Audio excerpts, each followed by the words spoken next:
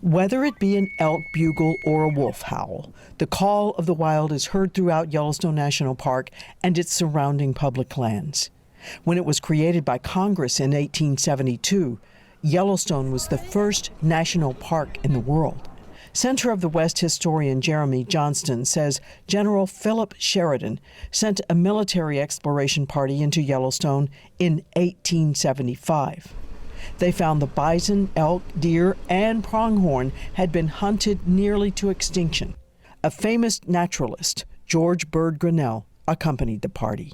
George Bird Grinnell reported in one case there was a family just outside the park boundaries that had killed over 2,000 animals within the Yellowstone region. Johnston says General Sheridan was alarmed. And he was very concerned about all of the market hunting, as well as when the railroad got closer to Yellowstone in the early 1880s, concessionaires claiming large tracts of land, cutting down timber to build resorts, and market hunting throughout the park to feed their construction crews and their staff.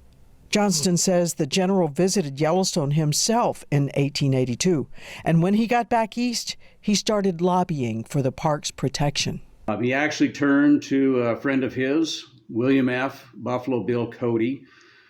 Cody wrote an editorial for the New York Sun where he decried what was happening in Yellowstone, the destruction of the game. Johnston says Cody's editorial created a lot of interest. There was lobbying in Congress to rein in the concessionaires, and the Secretary of the Interior banned game hunting in Yellowstone. He also called on the Secretary of the Army to bring troops to Yellowstone to protect the park. General Sheridan answered the call. In 1886, the military moved in, took over Yellowstone National Park, and basically became the first effective police force within the park. But Sheridan wanted to do more to protect Yellowstone. How?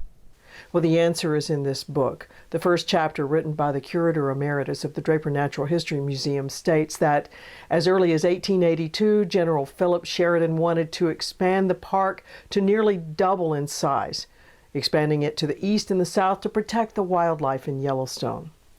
Watch next week for part 2 of Men with Guns Protecting Yellowstone's Wildlife. For MTN News, I'm Penny Preston reporting with Yellowstone Revealed.